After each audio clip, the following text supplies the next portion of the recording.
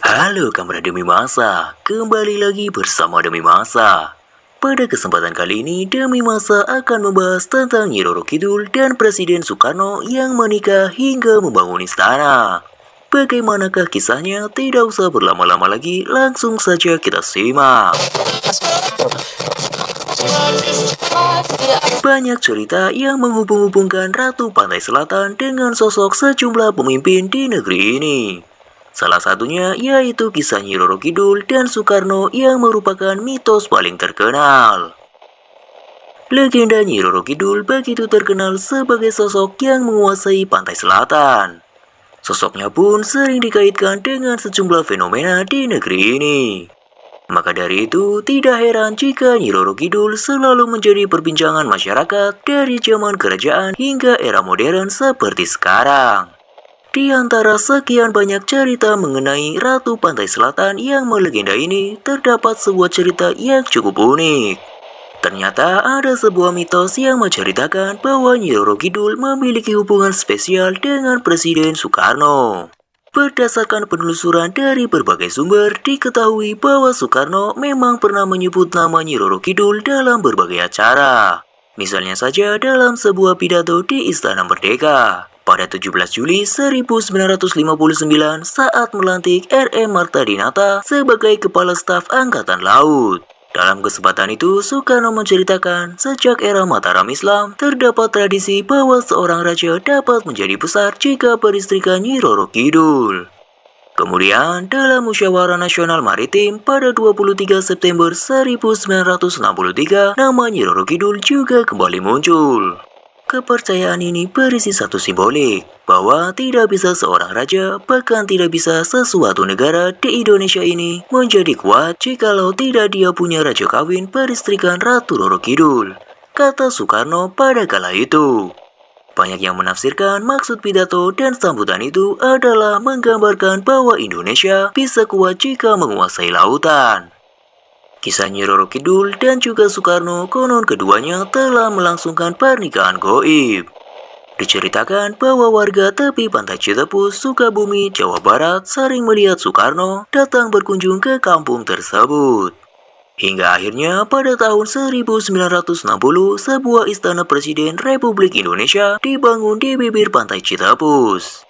Istana tersebut diberi nama Pesanggerahan Tenjo Resmi. Pemanfaatan rampasan penjajah Jepang, dibangun juga sebuah hotel dengan anggaran 660 miliar rupiah tidak jauh dari Pesanggerahan Tenjo Resmi. Hotel megah itu pun sering dianggap sebagai gerbang kerajaan Sang Ratu. Dikabarkan pula bahwa Soekarno sering mengunjungi Nyi Roro Kidul di kamar 308 pada hotel tersebut. Menurut mitos yang berkembang di tengah masyarakat, kisah Nyi Roro Kidul dan Soekarno yang sudah menikah bukanlah rumor yang pertama. Konon, pernikahan gaib itu juga pernah dilakukan oleh Panembahan Senopati dengan Nyi Roro Kidul sebelum kerajaan Majapahit dibangun. Kemudian, tradisi itu berlanjut ke raja-raja berikutnya. Semisal Sri Mangkunegaraan dari Kesunanan Surakarta Hadiningrat dan Sinuhun Pakubuwono Pura Mangkunegaran. Sebagian masyarakat percaya bahwa pernikahan itu benar-benar terjadi.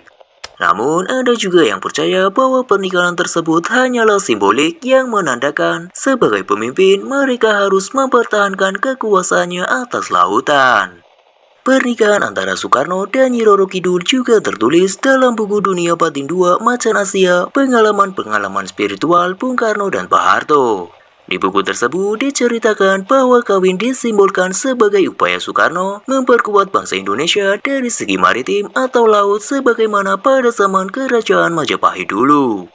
Ia ingin mengulang kembali kebesaran Nusantara masa lalu dengan mencoba mengadopsi sistem kemaritiman Majapahit, yaitu dengan kawin atau menikahi lautan. Artinya manusia Indonesia mestinya menyadari bahwa mereka hidup di negara maritim yang besar hingga harus berkolaborasi dengan laut bila ingin jaya. Berita tentang hubungan Bung Karno dengan Nyi Roro Kidul saat ini juga masih simpang siur dan menjadi bahan perbincangan. Ada yang mengatakan juga bahwa Nyi Roro Kidul memberikan sebuah cincin untuk Bung Karno. Ada yang mengatakan pula bahwa Nyi Roro Kidul memberikan sebuah cincin yang selalu dipakai oleh Soekarno. Kemanapun ia pergi dan menganggapnya sebagai pelindung itu adalah cincin batu merah delima. Selama Soekarno memakai cincin tersebut, ia selalu selamat dalam berbagai musibah. Namun, kerajaan Pantai Selatan selalu mengalami penyerangan dari kerajaan lain di luar wilayah. Sehingga cincin tersebut diambil lagi secara goib oleh Nyi Roro Kidul. Hingga perlahan Soekarno pun lengser dari tahtanya. Setelah meninggalnya Soekarno, tempat tinggal Soekarno dan barang-barangnya yang masih utuh tersimpan di rumah anaknya yaitu Megawati Soekarno Putri kecuali salah satu barang yakni merah delima. Konon katanya cincin itu telah diambil oleh pemilik aslinya yakni Nyi Roro Kidul.